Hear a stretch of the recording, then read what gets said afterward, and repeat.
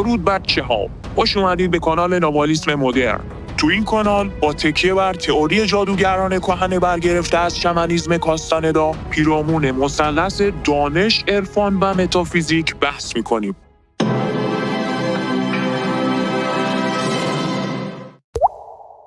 من یه مروری از مطالبی که توی حوزه نژاد شناسی تا الان خدمتتون ارائه کردیم داشته باشم و بعدش تو این ویدیو میپردازم به نژاد آتلانتیسی ها. بچه ما در جلسه اول خلقت گفتیم که در آغاز تاریکی بود و یک صوت تجریدی یا کلمه که انتشار پیدا میکنه و بر اساس استکاکش نیروی قصد یا روح یا نوال رو شکل میده. اون کلمه هم گفتیم یک صوت ازلی، فرق داره با امواج مکانیکی، فرق داره با صوت معمولی ما. چرا؟ چون اصوات برای انتشار به محیط مادی نیاز دارند، در حالی که این صوت چنین نیست، بیشتر مثل موج الکترومغناطیسی میمونه. مثلا امواج مکانیکی صوتی برای انتشار به هوا نیاز دارن، مثل همین ارتعاشی که از حنجره من منتشر میشه، یک تپ انرژی رو در مولکول‌های هوا ایجاد میکنه و از طریق گیرنده سیستم الکترونیکی من دریافت و سپس به صورت 0 و 1 تفسیر میشه و از اون طرف توسط هدست های شما دوباره به شکل موج آنالوگ در میاد و در هوا منتشر میشه تا به پرده گوشتون برسه و پرده گوش توسط کنه، نهایتا مغز شما اون صوت رو تفسیر میکنه. بنابراین به محیط مادی نیازه، اما این صوت تجریدیه، نیازی به محیط مادی نداره. ما کار نداریم. گفتیم که از نیروی جاویدانه که سرنوشت آگاهی و موجودات زنده رو رقم میزنه، ناشناختنی و بیکران و ازلی و ابدی و از این حرفا. بعد قصد تاریکی رو نیروی قمری نامیدیم یا همون حوزه ناوال، و قصد نور رو نیروی شمسی یا همون مربوط به حوزه تونال میشه. در مورد اصطلاح نیروی قمری گفتیم که در ازل نیروی ماه بیشتر از خورشید بود. اینطور نبود که مثل امروز ماه قمر زمین باشه و هر دو در یک مدار بیضی شکل به دور خورشید در حال گردش باشن. نه، خب میدونید دیگه، نظریه بیگ بنگ هم بخوان ملاک قرار بدیم، اون اوایل این منظومه ها و کهکشان ها و غیره داشتن شکل میگرفتن دیگه. درسته؟ خلاصه این که اون موقع نیروی قمری تسلط و برتری داشت، الان برعکسه، نیروی خورشیدی قدرتره. یه سوالی هم که یکی از بچه‌ها همین الان یادم اومد پرسیده بودن، این که آقا جان منظور از این کلمه خدایانی که به کار میبرن چیه؟ ببینید، اگر بخوام خیلی خلاصه بگم، هر نسل بشری نژادهای ماقبل خودش رو خدایگان یا خداوندگار خطاب میکرد. دلیلش هم به خاطر اون توانایی‌هایی بوده که در حوزه ناخودآگاه فردی داشتن. جلسه پیش به خدایان المپ اشاره کردیم دیگه. اینها دارای ناخودآگاه فردی و پتانسیل‌های بسیار قوی بودن. شایطان‌ها که خودشون رو خدایان عالم میدونستند، اینها به واسطه این قدرت بی حد و حصری که نسبت به نژادهای بعدی داشتند، توسط اونها خدایگان خطاب می‌شدن. ما اشاره کردیم که موجودات تک و عنصری پدید اومدن، بنابر اسناد استانزاها شیسته‌ها در دسترس آهی‌ها قرار گرفتند و به سازوکاری اصطلاحاً لمس شدند. و در مورد آهی‌ها هم گفتیم مثل میدان‌های کوانتومی هستن که خلأ مطلق نیستن، یک خلایی هستن که یک سری خواصی دارن، مثل همین میدان‌های کوانتومی دیگه که ذره درشون قرار بگیره یک رفتار خاصی از خودش بروز میده. مثلا الکترون قرار بگیره یک رفتار بروز میده از خودش، یا یک فوتون در میدان هیگز مثلا قرار بگیره با سرعت نور حرکت میکنه و الی آخر. آیاها هم یک همچین شاکله هایی هستند که صرفاً القاگر ذهنن، یعنی آگاهی در دسترسشون قرار میگیره، خودشون خاصیت ذهنشون رو القا میکنن، در مقابل انرژی میگیرند و اون آگاهی در عوض مجهز به ابزار ذهن میشه. خلاصه چیسته‌ها در معرض یا در میدان آهی‌ها قرار گرفتند و ذهنمند یا ذهندار شدند و نهایتاً تونستن با تکرار مبدأ رو به خاطر بیارن، چون تو تمرکز سوم بودن، حاضر بدر خلقت بودن دیگه، و اون حالت انبساطشون یه جورایی موجب شد که بتونن اطلاعاتی از اوریجینشون به دست بیارن. و وقتی که خواص اوریجین رو کشف کردن، دیدن که اون خواص در خودشون هم هست. لذا بر حسب این ابزار ذهن شروع کردن به تکرار خودشون. خاصیت ذهن دیگه، تکرار خودشون یعنی چی؟ یعنی خودشون به خلقت دست زدن. شیسته‌ها دو طیف برهیشات‌ها و تایتان‌ها رو در واقع تشکیل میدن که میدان عملشون کماکان همون تمرکز سومه و ساختارهای انرژیشون به دود مانند و ابرگونه، چیزی که گفتیم هبا. و یک پیوندگاه سیال و متحرکی رو در واقع شامل می شدن. پس از هبوط از دقت سوم این شایطان ها بر سیاره زمین ساکن میشن و این شایطان ها که خودشون رو خداوندگاران عالم میدونستن، چون موجودات فوق‌العاده هوشمند و ناخودآگاه مستقل و مقتدر بودن، اینها بر سیاره زمین ساکن میشن و ساختار انرژیشون به شکل پیله تخم مرغی در میاد. هرچند که یه سیالیت خاصی داره، ولی خب چون اولین نژادهای روی زمین رو قرار بسازن دیگه، که همانو نژاد هیپوبوریان ها بوده. این در واقع نخستین نژاد بشری روی کره زمین میتونیم بگیم که نژاد هیپوبوریان ها بوده، که البته غیر ارگانیک بودن، درست مثل کالبدهای رویای ما در دقت دوم. اینها این تیپی زندگی میکردن، درست همونطور که ما در دقت دوم زندگی میکنیم. ولی خب هنوز ساختار پیله‌ای تخم مرغیشون به انسجام کامل نرسیده بودش و نژاد اولن دیگه. خیلی سیالیت داشتن. با اتصال به پیله انرژی زمین اینها هم از اون چاکله دود مانند به شکل تخم مرغ در میان. اینم بگم که اینجا اومدیم برای توصیف منطقه آگاهی هایپربوریایی ها و روی زمین از ایده زمین تخت گرایی کمک گرفتیم، چون گفتیم دیگه سیستم تفسیری در اون موقع هنوز بدوی بوده. یعنی ما اصلا نمیتونیم در مورد کروی بودنش فعلا اظهار نظر بکنیم. در این زمان تونال ما از این ایده استفاده کردیم و گفتیم که هیپوبوریان ها در قطبین زمین سکونت یافتند. حالا با توجه به استیلای نیروی ماه در این برهه زمانی، خواستهای خیلی پیچیده‌ای در این نژاد پدید اومد. به اونها رو به سمت تولید مثل و تکثیر عین خودشون سوق داد که الگوریتم تکثیرشون هم گفتم فیشن بوده. رفته رفته این پدیده با آزادسازی انرژی زیادی همراه بود و خلاصه با عنصر لذت آمیخته شد و در ذهن هیپوبوریان ها جای گرفت تا اینکه منجر به هبوط پیوندگاه به لایه جدیدی از دقت دوم گشت. و نهایتا نژاد لموریان ها پدید اومدن. همینجا میتونیم داخل پرانتز اشاره کنیم که شرط لازم آزادی بچه‌ها گذر از خواست و لذته. هرچند که این شرط کافی نیست، لازمه ولی کافی نیست. بنابراین بچه‌ها میتونیم بگیم که مهمترین عامل سقوط در این دوره که میشه در واقع نیمه دوم چرخه لموریان ها، همین لذت بردن حاصل از تکثیر بوده که تحت نیروی قمری ایجاد توهم میکنه و نهایتاً آگاهی بشری رو از چرخه طلایی نقره‌ای برنزی به آهنی گسیل میکنه و ما رو گرفتار میکنه این وسط. بچه همینطور اشاره کردیم جلسه پیش که همین عامل لذت بوده که منجر به تولد تنوع بسیار زیادی از موجودات جدید انسانی و حیوانی و ترکیبی در اشکال گوناگون و با ابعاد متفاوت هیولایی میشه. در واقع تکثیر از طریق دو تا الگوریتم فیشن و فیوژن اشاره کردیم که رخ میداد. تا اصل هیپوبوریان ها فیشن بوده، اما کم کم به فیوژن تغییر پیدا میکنه و فیوژن هم گفتیم دو مدل هست. فیوژنی که درش آمیزش جنسی وجود داره و فیوژنی که بدون آمیزش جنسی اما کماکان اسپرم و تخمک داره. اون فیوژنی که با آمیزش جنسی صورت میگیره منجر به خلقت حیوان گونه ها میشه، اما در فیوژن بدون سکس موجودات الهه‌گون و اون موجودات ازلی متولد میشن.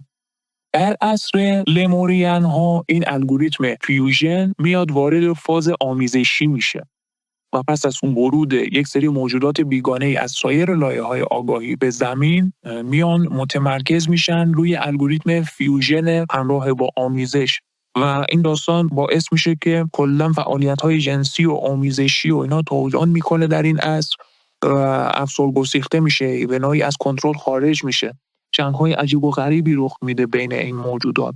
در واقع میگن که یک سری موجودات تک عنصری آب و آتش و خاک و هوا وارد زمین میشن و با موجودات لموریانی در هم میآمیزند. حالا بگذریم از اینکه طبق برخی از اسناد بگن که آمیزش رو از حیوانات میآموزن. حالا ما کار نداریم، ولی داستان از این قراره که این در هم آمیختن تنوع این موجودات باعث پدید اومدن اشکال نوظهوری از موجودات ساکن سیاره زمین میشه.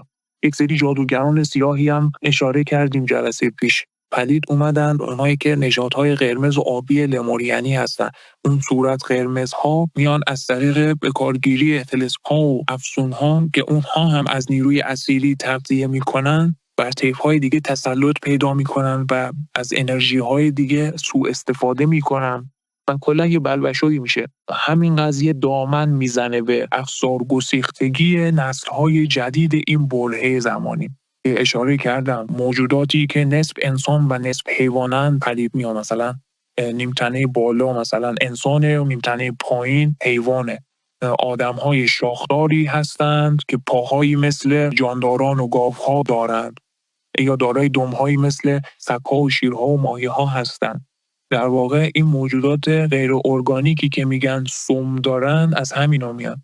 یا حالا تنوع خیلی عجیب و غریبی داشتن دیگه. سر حیوان بدن انسان و برعکس. یا تو اعماق اقیانوس‌ها پری‌های عجیب و غریبی مثلا زندگی میکردن. دایناسورها و انواع خزندگان پدید اومدن، داخل آب زیست میکردن یا تو آسمان‌ها پرواز میکردن و الی آخر. تو همین کتابی هم که اخیراً ترجمه کردیم، آشنایی با نژادهای بیگانه اثر دانته سانتوری، به نمونه‌هایی از این نژادها اشاره شده. PDFش تو تلگراممون هست، میتونید مطالعه کنید. برخی از محققان مدرن هستند که میگن نوردیک ها نژاد فرازمینی بودند که توی این عصر تقریبا میشه گفت وارد زمین شدن و با موجودات لموریانی جفتگیری کردند و نژادهای تلفیقی رو به دنیا آوردن. اما قضیه تقلید از حیوانات بود که باز هم ابزار ذهن باعث شد این موجودات متمرکز بر مقوله آمیزش بشن، تا حدی که دیگه قشنگ روی دست و پای خودشون اصلا راه میرفتن. یا مثلا توی داستان‌های اساطیری شما حتما برخورد کردید دیگه، تک شاخ داشتن یک حالت تقدسی داشته. شاخ داشتن روی سر مقدس محسوب می‌شده، مثل هرمس یا مثل ذوالقرنین که میگن اینا موجودات لموریانی هستن دیگه، کلا تلفیقی هستن. به هیچ وجه اون چه که بعضی از محققین، باستانشناسا یا سایر علامگان اظهار نظر میکنن که آقا جان کلاه خود ذوالقرنین بوده که شاخ داشته، نه خیر، این چنین چیزی نیست. اون شاخ در واقع یک ارگانیسم بخشی از بدن ذوالقرنین بوده.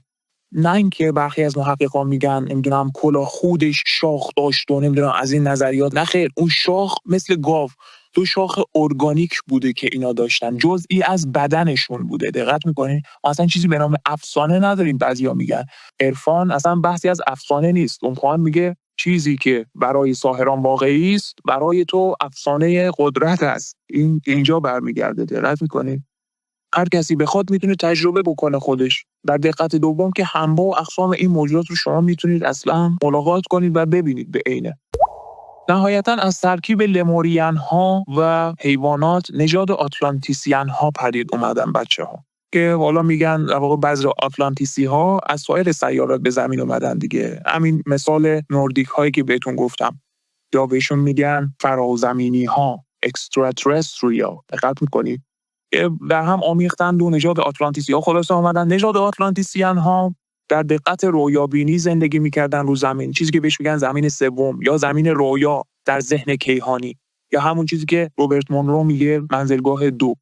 آتلانتیس در واقع در بستر اقیانوس اطلس امروزی بوده. این موجودات دیگه جنسیت کاملا تفکیک شده‌ای داشتن و تجدید نسلشون از طریق فیوژن با آمیزش و فیوژن بدون آمیزش بوده. از این دو طریق تکثیر می‌شدن و دیگه سرتون رو در نیارم.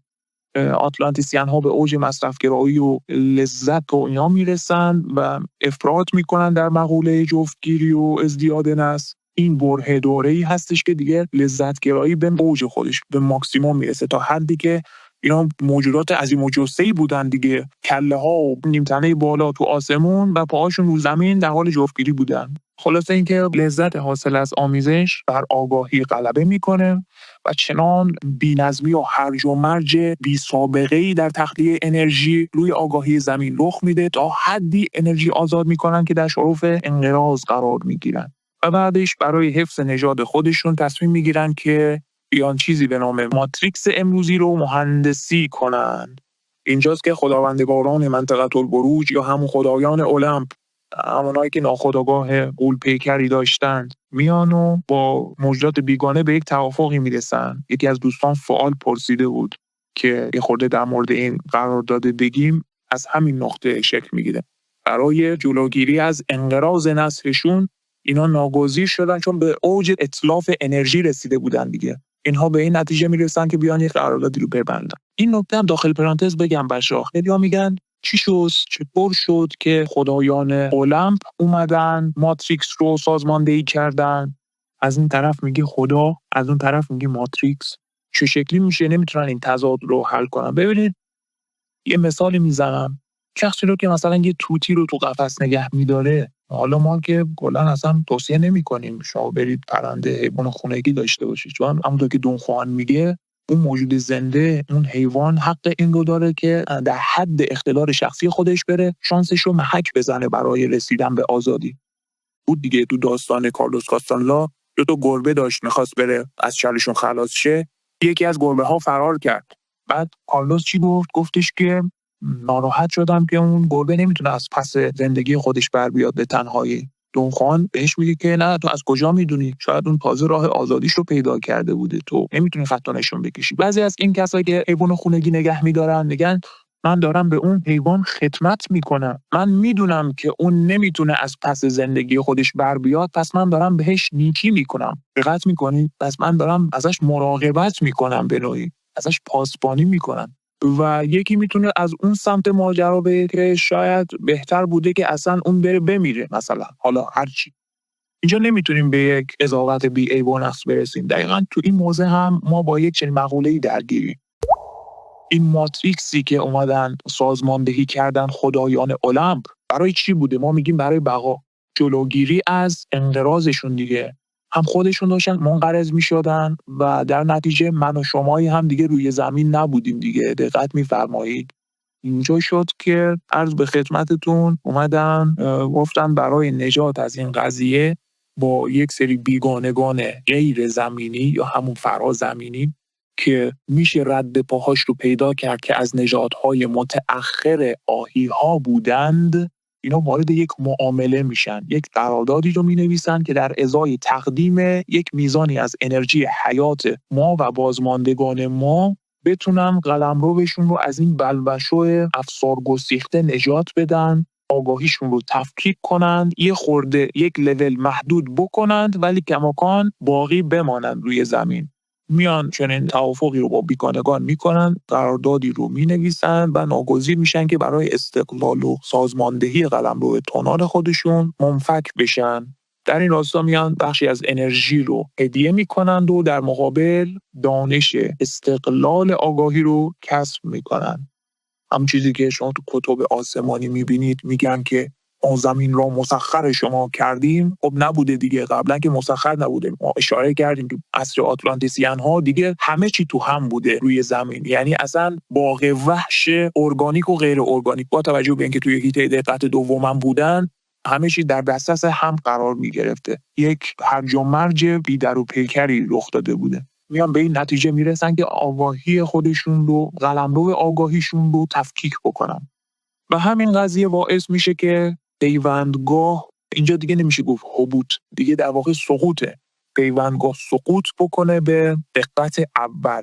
بخش عظیمی از آتلانتیسیان ها منقرض میشن که اونا دیگه محکوم به فنا بودن، ما بقیه که موندن سقوط کردن و نژاد آریایی ها یا آریان ها رو تشکیل دادن. خب دیگه خسته نباشید، بس تا اینجا بمونه. تو ویدیوی بعدی به این نژاد میپردازیم. لایک و کامنت و سابم فراموش نشه. دیگه خودتون میدونید تو پیجای اینستاگرام و کانالای تلگراممون هم در خدمتتون هستیم.